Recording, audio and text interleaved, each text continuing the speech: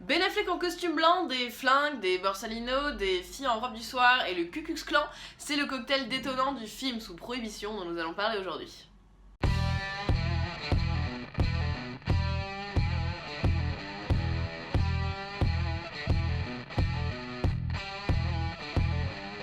Vous l'aurez compris, aujourd'hui on va parler de Live by Night 2 et avec Ben Affleck.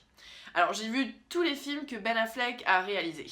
En 2007, il décide de passer derrière la caméra et il tourne Gone Baby Gone, qui est l'adaptation d'un roman du même auteur que celui qui écrit Live by Night. Comme à l'époque, il se dit qu'il est peut-être judicieux de ne faire qu'une seule chose à la fois, il donne le premier rôle à son petit frère, Casey Affleck.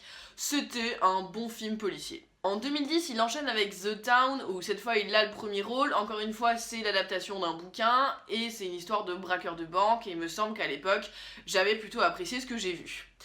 En 2012, cette fois, c'est la consécration avec Argo, pour lequel il reçoit 3 Oscars, dont celui de la meilleure adaptation et du meilleur film. Quand il a gagné l'Oscar du meilleur film pour Argo, je me suis dit qu'Argo n'était peut-être pas le meilleur film que j'avais vu en 2012, mais ce qui était certain, c'est que c'était un vrai bon film, avec une histoire très forte, celle de la crise iranienne des otages 79, donc il y avait une vraie nécessité à raconter ça. C'était un vrai bon film d'action politique, et il y avait des moments très forts dans ce film. 5 ans plus tard, donc Ben Affleck nous revient avec une histoire de gangster des années 30 dans lequel il tient, encore une fois, le premier rôle. DiCaprio va être en discussion pour tenir ce rôle, mais finalement il ne fera que produire le film.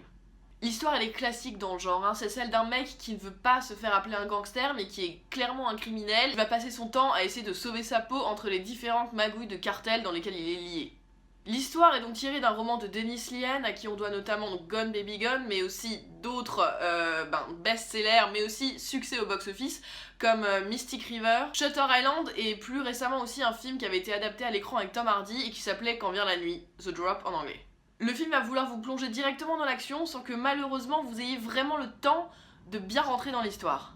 La première partie du film est assez brouillonne, ça se structure un peu plus par la suite, mais on a dès le début du mal à cerner le personnage, du mal à comprendre ses enjeux et à saisir pourquoi il est là où il en est. Je trouve clairement le film très mal rythmé et basé sur des temps forts qui sont souvent mal amenés. Les scènes sont un peu décousues, elles manquent complètement de cohérence entre elles. Finalement le film il est basé sur certaines scènes un peu fortes, puis finalement autour ça reste un peu du remplissage. On a l'impression que le mec vogue d'un problème à l'autre, en fait il n'y a pas vraiment d'intrigue. On ne comprend jamais l'enjeu du film. Qu'est-ce qui intéresse ce mec? Pourquoi est-ce que c'est un gangster? Par quoi il est drivé? Qu'est-ce qui le motive? Est-ce que c'est l'argent, le pouvoir, le fait de vivre en dehors des règles de la société? Tout ça c'est pas du tout expliqué. Ah si, on va nous dire quand même qu'il a fait la Première Guerre mondiale et que donc il est revenu traumatisé, mais même ça, ça reste très superficiel et ça n'explique jamais vraiment le comportement du personnage et il n'a même pas vraiment l'air d'en souffrir non plus. Et là où tous les autres films de Ben Affleck étaient des enquêtes avec du suspense, où on pouvait vraiment se demander comment le film allait terminer, ben là on reste un peu en dehors parce que finalement, quelle est la quête? Quel est le but? Qu'est-ce qui se passe? Quelle est vraiment l'histoire? Parce que bon, à part continuer constamment à se prendre la tête avec les mêmes gens et puis changer d'ennemi, la trahison, machin, franchement on ne voit pas où est le but. On voit pas ce que cherche ce personnage. Ce qu'on voit surtout dans ce film, c'est que Ben Affleck il a voulu rendre hommage au cinéma de ce genre-là et qu'il en a fait des tonnes. Nul doute qu'il a bien choisi ses costards blancs et ses Borsalino et ses pièces pleines de moquettes avec des lustres au plafond histoire que ça gicle un peu partout quand on tire. Franchement, les chefs de cartel sont bien trop caricaturaux. En fait, tous les personnages masculins de ce film sont caricaturaux parce qu'ils sont tous un peu le copier-coller d'un autre personnage que vous avez vu dans un autre film de gangster. La seule chose intéressante là dans ce scénario, ce sont les personnages féminins qui eux, pour une fois, sont un peu en contradiction avec ce qu'on a l'habitude de voir dans les films de gangsters à propos des femmes. Cette fois, ce sont pas simplement des otages ou des faire-valoir ou des talons d'Achille des héros. Non, là, elles ont un vrai rôle à jouer, en tout cas pour 2 d'entre elles, et c'est peut-être les personnages qui ont un peu le plus d'épaisseur dans ce film qui en manquent cruellement. L'autre côté intéressant du film, c'est son timing historique. Parce que l'histoire se déroule dans l'entre-deux-guerres aux États-Unis, qui était une période d'instabilité totale. Il y avait la grande dépression financière qui a profondément accéléré la pauvreté dans le pays, et tout ce qu'on trouvait à l'époque pour essayer un peu de calmer la foule, c'était d'instaurer la prohibition pour empêcher tout le monde de boire. Évidemment, personne n'a arrêté de boire, ça n'a fait que augmenter la criminalité d'un côté et de l'autre, renforcer un côté religieux en donnant une certaine légitimisation à certains mouvements extrêmes catholiques comme le Ku Klux Klan. Donc ça c'est des choses qui sont montrées dans le film. Je dis pas qu'elles sont bien montrées, je dis qu'elles sont montrées Et d'un côté, c'est assez déroutant parce que moi j'ai étudié la civilisation américaine, donc je sais ce que c'est le Volstead Act et tout ce que ça impliquait, etc.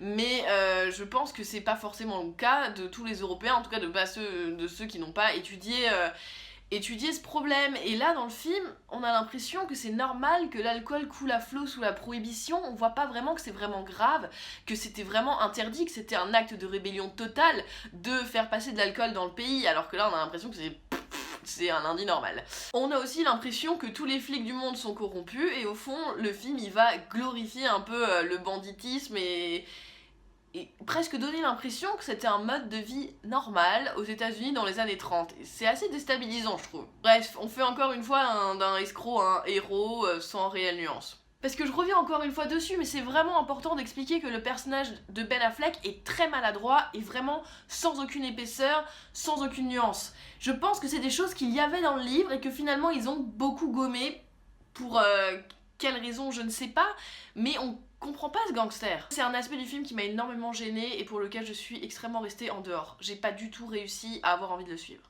Affleck acteur, j'ai souvent eu du mal. J'avais par exemple terriblement envie de le gifler dans le Terrence Malick à la merveille où il avait joué. Par contre, je m'étais quand même réconciliée avec son jeu d'acteur en regardant Argo et surtout Gone Girl de Fincher où je l'avais trouvé particulièrement bon. Là par contre dans Live by Night je dois avouer que j'étais pas vraiment emballée.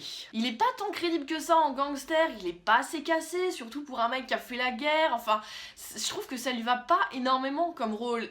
Et il fait presque trop propre sur lui. C'est con à dire mais je trouve que c'est le cas.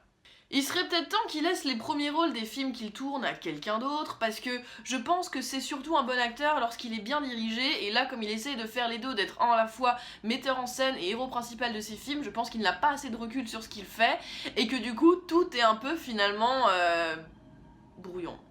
Sur ses capacités de réalisation, je dois dire que c'est pas trop mal. Il y a certaines scènes qui sont vraiment bien dans le film, comme par exemple celle où il discute avec Loretta au diner ou la course-poursuite du début du film. Mais elles sont trop peu nombreuses. On voit qu'il y a des phrases clés dans le film qu'il a voulu mettre en valeur, mais ça n'a pas été assez. Par contre, c'est bien travaillé en termes de costumes et de décors, hein. Surtout la Floride, ça change un peu des gangsters qui sont toujours dans les froids polaires de Boston par exemple. Mais bon, des fois ça fait un peu réchauffer, voilà, ça fait vraiment film de ce genre-là. Il y a tous les ingrédients, il a tout repêché. Ça fait un peu too much des fois, mais c'est pas désagréable. En résumé, Live by Night, c'est une belle déception quand même, parce que le film est trop mal rythmé, il n'arrive jamais à emporter, et il a une intrigue finalement assez creuse. J'ai pas été conquise par le personnage principal dont le traitement est extrêmement maladroit, enfin... On n'arrive pas à s'attacher à lui, on n'arrive pas à le comprendre, et ça c'est un gros point négatif du film qui fait qu'on va rester en dehors de ce qui se passe réellement. Enfin, je sais que j'ai complètement décroché à plusieurs reprises, et je pense que c'est à cause de ça. Il y a plein de choses qui auraient pu être bien exploitées, comme le contexte historico-social du film, ou les personnages féminins qui ont une certaine épaisseur, mais quand on enlève ces deux éléments un peu différenciants du film, il reste pas grand chose d'intéressant. Et ces deux aspects, donc le contexte social et les personnages féminins, sont là, mais ne sont pas correctement exploités. Finalement, Live by Night, c'est quand même un film super cliché qui n'apporte absolument rien au genre. On a un peu trop l'impression qu'Affleck s'est fait plaisir en s'offrant un rôle de gangster et en adaptant une nouvelle fois un roman de celui qui est certainement son auteur préféré ou un de ceux qu'il préfère. Ça fait un peu mégalo, certes, mais que voulez-vous? Le mec c'est Batman. Voilà, vous avez mon avis sur Live by Night 2 et avec Ben Affleck. Je vous conseille d'aller faire votre propre opinion en salle, bien que ce soit clairement pas le meilleur film ni avec Ben Affleck, ni de Ben Affleck. Voilà, n'hésitez pas aussi à lire les critiques que j'écris sur mon Tumblr. Ces derniers temps, j'ai posté celle de Harmonium, qui est un excellent film japonais, et celle de The Birth of a Nation, qui est un très mauvais film américain. Voilà, donc n'hésitez pas aussi à liker cette vidéo, à la partager, à vous abonner à la chaîne, etc. etc. Vous connaissez la musique. Allez, à très vite.